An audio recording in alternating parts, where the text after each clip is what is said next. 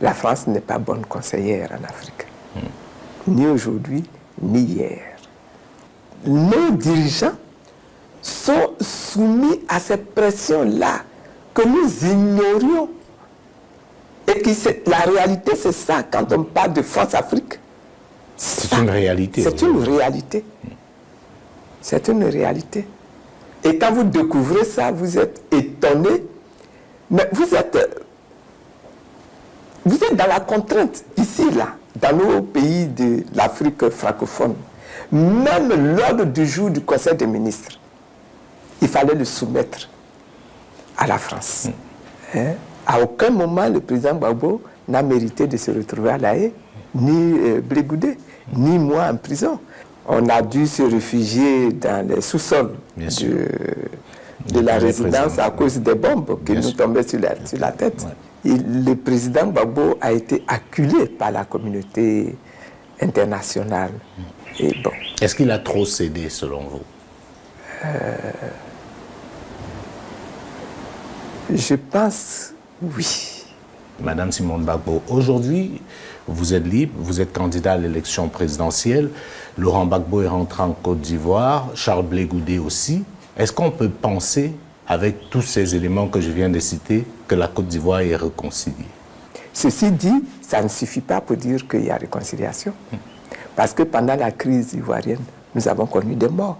Vous savez, bien avant que l'AES se soit trouvé dans l'obligation de se créer, de se réformer comme nous le connaissons aujourd'hui, déjà, à l'époque, nous estimions qu'il est extrêmement important de construire ensemble la sous-région. Dans cette vidéo, nous allons écouter Simone Gbagbo, ex-première dame de Côte d'Ivoire et actuellement candidate à la présidentielle de 2025. Elle va parler de son expérience en tant que femme d'homme politique. Elle va parler de ce qui s'est passé. D'ailleurs, l'interview va commencer avec un retour sur l'histoire, un retour sur son interprétation et sur ce qu'elle a vécu. Et par la suite, elle va donner un avis sur la situation internationale, que ce soit en Afrique ou alors dans le monde. Une excellente interview. J'ai pris quelques extraits, les plus pertinents que je vous présente. Donc, on regarde ça et on se retrouve en fin de vidéo. Si vous permettez, je veux, au début de cette émission, qu'on fasse un peu d'histoire. Parce que pour une fois qu'on vous a, il y a des zones d'ombre qu'on aimerait pouvoir éclaircir avec vous, clairement. Je vous écoute. Qu'est-ce qui, selon vous, marque la véritable rupture politique entre vous et l'ex-président Laurent Gbagbo? Parce qu'on entend beaucoup de choses, mais on a du mal à cerner ce qui s'est réellement passé.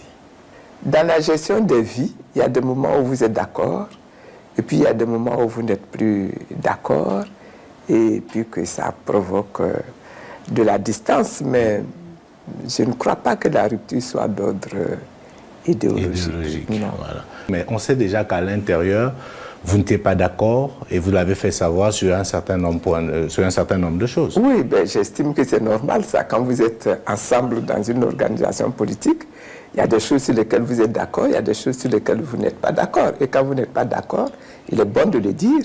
C'est qu'on fait la critique interne. Voilà. Alors, à ce moment-là, si on revient sur le passé, selon vous, quelle est la plus grosse erreur qu'a commise Laurent Gbagbo? Je pense que dans ce problème que nous avons connu en Côte d'Ivoire, le président Gbagbo a été acculé par la communauté internationale à aller à des élections, alors que la situation ne se prêtait pas à des élections. Mais il a été vraiment acculé, non seulement à des élections, mais accepté Alassane Ouattara comme candidat à ces élections-là.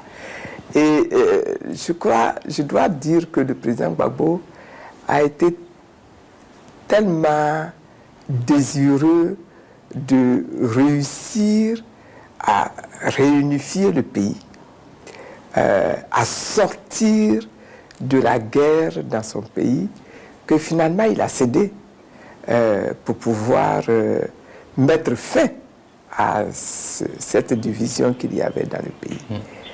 Et bon. Est-ce qu'il a trop cédé selon vous?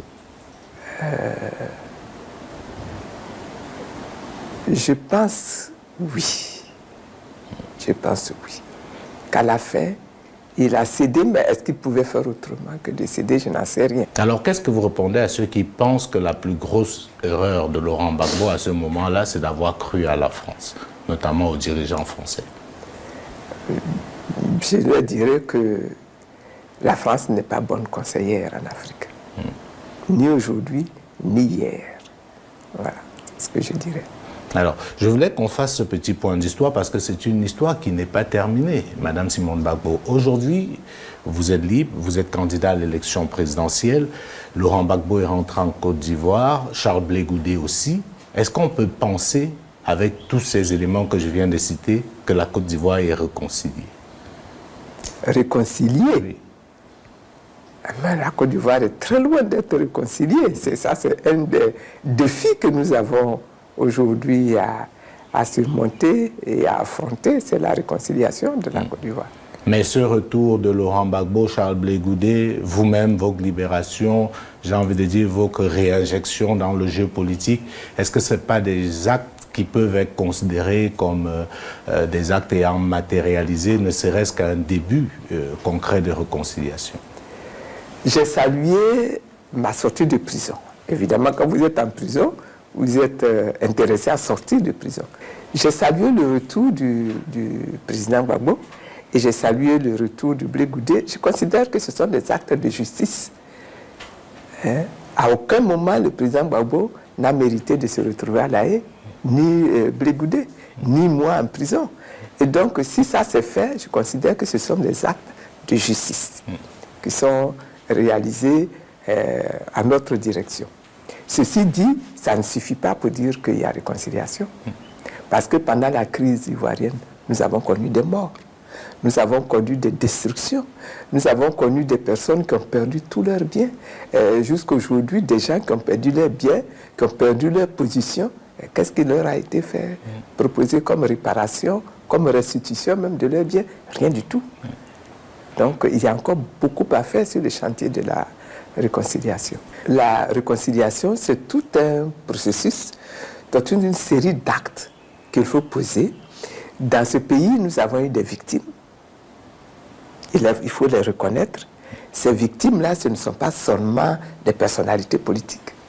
Il y a également dans la population des villages qui ont été détruits, des gens qui se sont retrouvés chassés de leur maison, des gens dont les plantations leur ont été arrachées. Il faut s'asseoir, il faut régler cela, il faut réparer, il faut restituer les biens. Donc ce n'est pas des élections qui règlent ces problèmes. Mais à quoi a servi le ministère de la Réconciliation depuis sa création à la Ouattara avait eu le ministère de la Réconciliation, selon vous, il n'a servi à rien finalement. Parce que quand je vous écoute, on est très loin d'avoir... Ils ont produit des documents. Oui.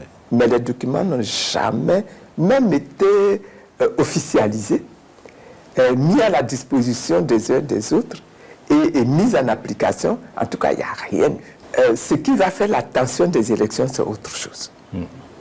Ce n'est pas la réconciliation qui va faire la tension aux élections. Ce qui va faire la tension pour ces élections-ci, c'est que le cadre même des élections, le système électoral qui est mis en place, il n'est pas adéquat. Il n'est pas accepté, il n'a pas provoqué la confiance des Ivoiriens. C'est ça qui est le vrai problème.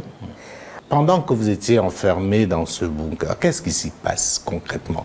Tout le monde voudrait être là comme une petite souris pour savoir ce que vous vous dites. Moi, je vous parle en tant que journaliste. On a dit, non, c'est Simone Gbagbo qui a radicalisé Laurent Gbagbo. C'était elle, l'aile dure. C'est elle qui ne voulait rien entendre. Qu'est-ce que vous dites aux Africains aujourd'hui par rapport à cet épisode? Qu'est-ce qui s'est réellement passé? Bon, vous savez, quand on était dans ce que vous appelez le bunker, après, ce n'est pas un bunker, c'est le palais présidentiel. Oui, c'est la résidence présidentielle. On a dû se réfugier dans les sous-sols de la résidence à cause des bombes qui nous tombaient sur la tête. Ouais. Mais on avait également, au début, tant que c'était possible, discuté ensemble, continuer nos réunions politiques pour décider ensemble de ce qu'il fallait faire, de ce qu'il fallait dire. Et donc, on a discuté un certain nombre de questions. Par exemple, les résultats des élections. Justement. Est-ce qu'il faut les annuler? Est-ce qu'il faut les accepter? C'était des échanges. Et dans ces échanges-là, les conclusions qui se passaient, qui se décidaient, c'était qu'il fallait maintenir. On avait gagné les élections et je confirme que les élections ont été emportées par le président Gbagbo. Les élections présidentielles ont été emportées par le président Gbagbo. Mais c'est parce qu'avait déclaré la CEI à l'époque. 53% pour Alassane Ouattara, c'est le chiffre officiel qui avait été annoncé. Non, c'est pas la CEI qui avait dit ça. Oui. La CEI n'a jamais proclamé qu'Alassane avait... Madame, on se rappelle de la sortie de Bakayoko, qui était le président de la CEI. Non. Recadrez-vous, reprenez. Je reprends tout. Voilà. La CEI a organisé les élections et a donné les résultats des élections, comment on appelle ça, les premiers résultats. Oui. La CEI a été incapable de donner des résultats dans les délais, ça on le sait. Dans les délais.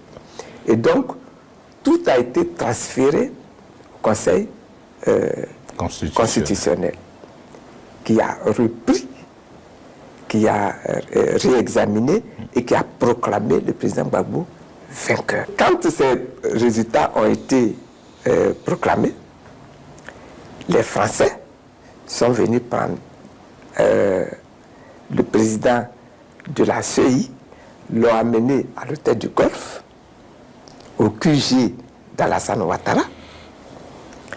Et puis, il y avait également Choi, qui était le représentant du secrétaire général de l'ONU. Et c'est ensemble là-bas, avec la communauté, enfin, ce qu'on appelle la communauté internationale, qui ont proclamé la victoire de Alassane Ouattara. Voilà. Et le Conseil constitutionnel a renchéri en disant que eux-là n'ont pas pouvoir ni compétence de proclamer les résultats. Mais ils étaient lancés. Bien sûr. Voilà. Ils ont obligé de toute façon le président Gbagbo à organiser les élections parce qu'ils avaient prévu cette chute. Il y avait un agenda selon vous qui était prévu avant. Donc, quelle que soit l'issue, vous voulez dire, l'issue était connue d'avance. Donc, ok. Alors, l'autre chose que je voulais vous demander, c'est est-ce que vous en voulez au président Laurent Gbagbo? Moi, je ne parle pas de Laurent Gbagbo, votre mari, je parle de Laurent Gbagbo, le président de la République, pour un certain nombre de décisions. Vous avez vu ce qui a fait l'actualité récemment, notamment la sortie de Robert Bougie. Est-ce que vous lui en voulez à Laurent Gbagbo, sincèrement, Simone Gbagbo? Vous savez, comme j'ai dit tout à l'heure, il y a des décisions qui n'auraient pas dû être prises par Laurent Gbagbo. Comme donner l'argent à Jacques Chirac, par exemple. Qu'est-ce que vous pensez de ça? Tous les chefs d'État africains le font. Donc ça, ah bon? Oui, pour vous, c'est un épiphénomène. C'est un épiphénomène, ça. Est-ce que vous trouvez ça normal? Parce que vous balayez ça d'un revers de la main. Je balaye ça. Les Africains regardent ça étant stupéfaits. Ça a relevé du fantasme jusqu'à ce que le président Laurent Gbagbo le confirme lui-même. Parce que vous vous doutez bien que c'est de l'argent des Ivoiriens. Ce n'est pas l'argent sorti de la poche de M. Gbagbo. Et pendant qu'on est dans un pays où les gens manquent de tout, donner des sommes aussi faramineuses à un dirigeant futile de la France, est-ce qu'on peut balayer ça d'un revers de la main? Bon, écoutez, j'ai balayé ça d'un revers de la main, c'est vrai. Et donc ça peut choquer, c'est vrai. C'est pas parce que je suis d'accord avec ça, mais parce que on a accédé au pouvoir et on a constaté un certain nombre de faits et qui, justement, motivent mon maintien dans le combat. C'est que nos dirigeants sont soumis à cette pression-là que nous ignorions. Et la réalité, c'est ça, quand on parle de France Afrique. C'est une réalité. C'est une réalité. C'est une réalité. Et quand vous découvrez ça, vous êtes étonné, mais vous êtes dans la contrainte, ici, là, dans nos pays de l'Afrique francophone. Même l'ordre du jour du Conseil des ministres, il fallait le soumettre à la France. Et c'est la France, c'est le gouvernement français qui vous dit, dans votre ordre du jour, traitez cette question. Ne traitez pas telle question. Et si vous traitez telle question, traitez cette question-là dans ce sens. Et les chefs d'État africains ont exécuté ça pendant des années. Et ceux qui ont refusé d'exécuter ça, soit ils ont été tués rapidement, soit ils ont fait l'objet du coup d'État, dont le président Gbagbo a fini par être victime d'un coup d'État ici. C'est ça. Vous savez, Laurent Gbagbo était justement celui qui était présenté comme l'incarnation de l'anti-France-Afrique. Oui. On savait qu'il se battait contre la France et que toutes ces misères venaient justement de ce combat-là. Donc, vous comprenez qu'il y a comme un paradoxe quand on se rend compte que c'est le Gbagbo anti-France-Afrique qui se retrouve à donner des milliards à Jean Chirac. Ça a brouillé un peu, à mon sens. Je comprends ça, je comprends ces réactions. Donc les gens ont eu le sentiment d'un double discours. Un discours populiste en public et en réalité, on continue avec les mallettes en dessous de table.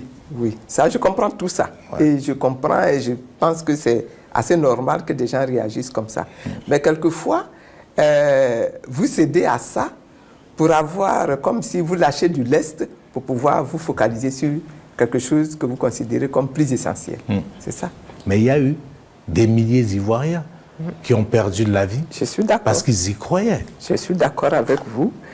Alors, Madame Babo, on va sortir de la Côte d'Ivoire pour parler maintenant de l'Afrique. Et pour faire cette transition, je vais vous laisser répondre à la question d'un confrère qui est au Burkina Faso. Oula!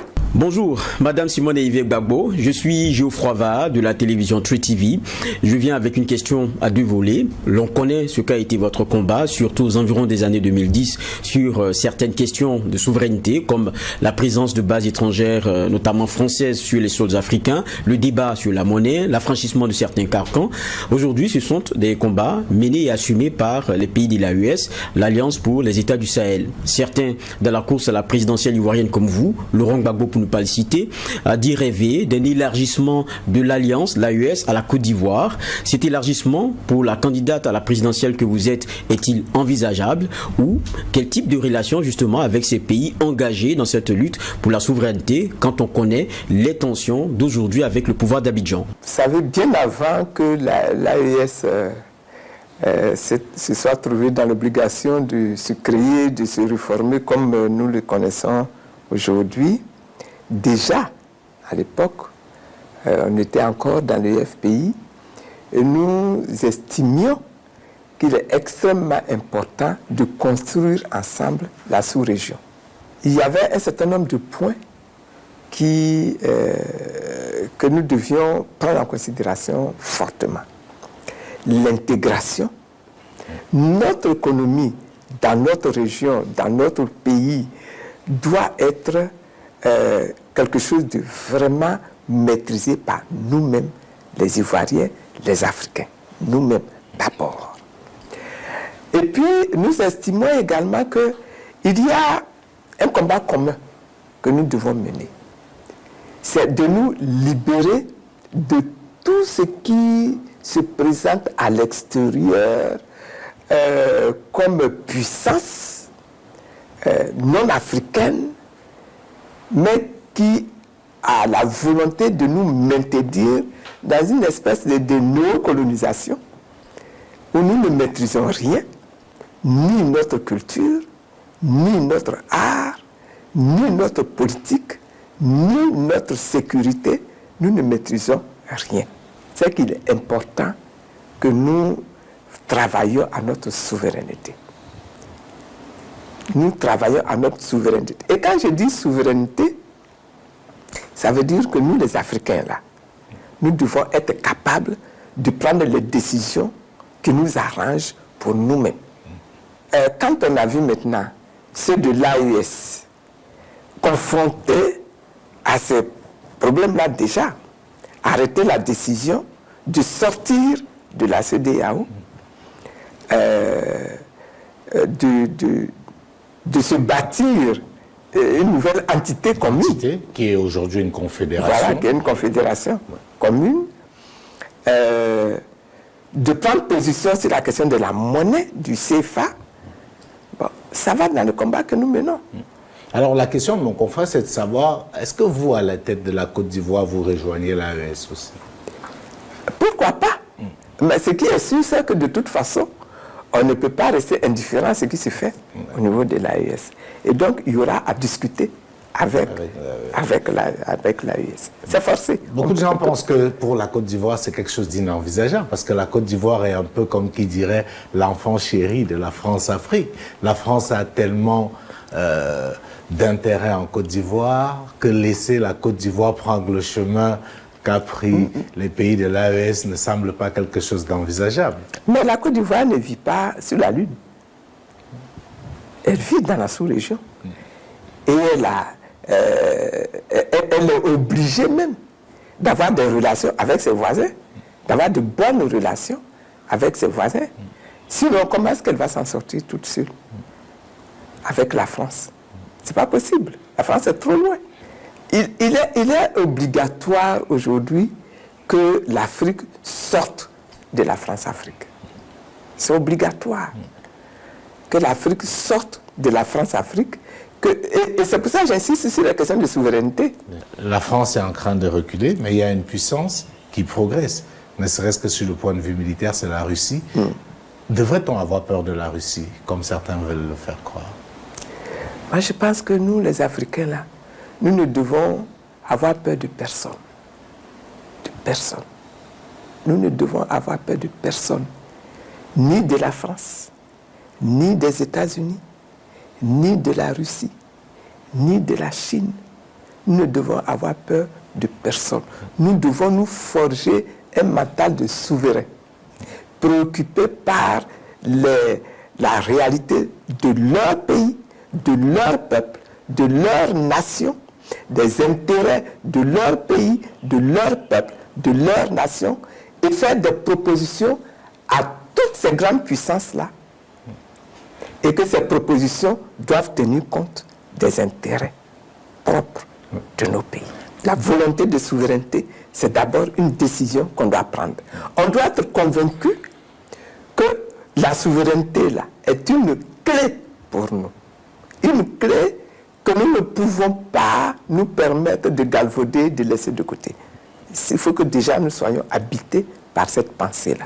Si nous sommes habités par cette pensée, le reste va se construire. L'unité de l'Afrique, là, elle va se construire. Vous voyez déjà, vous avez pris tout à l'heure l'exemple de l'AES. Bien sûr.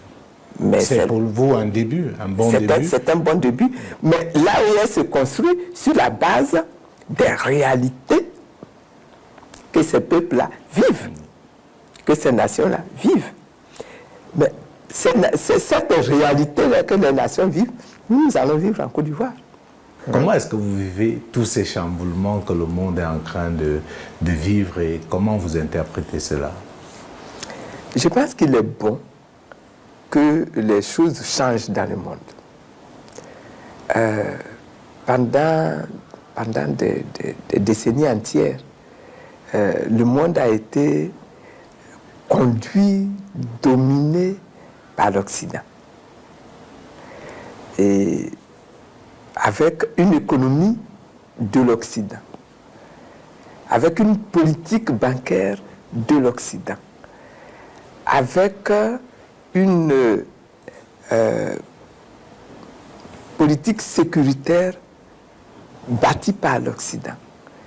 Et je pense qu'il est bon, pour que l'Afrique même puisse émerger, que le pouvoir de l'Occident là soit diminué. Comme vous l'avez dit tout à l'heure, les Africains seuls ne pourront pas réussir, n'est-ce pas, ce combat-là. Et donc, l'arrivée des BRICS, c'est une bonne chose. Comme vous dites, ça permet de multipolariser. Ouais. Et donc, de remettre tous les pouvoirs là, de les remettre en action pour ramener tout à un niveau qui va pouvoir être supportable par les Africains et qui va permettre aux Africains, parce que les Africains doivent aussi mener ce combat-là à leur propre niveau, provoquer leur propre émergence, provoquer le renforcement de leur propre capacité de leur propre pouvoir pour que l'Afrique apparaisse. Parce que tout le monde dit aujourd'hui, c'est la saison de l'Afrique. Voilà, c'était tout pour cette vidéo. Dites-moi ce que vous en pensez. Comme je l'ai dit, elle a abordé ces sujets avec une certaine profondeur. Elle a donné ces vérités-là que nous ne connaissions pas forcément, son point de vue et son approche globale de la situation. En tout cas, on lui souhaite bonne continuation et à vous, je vous dis à une prochaine vidéo.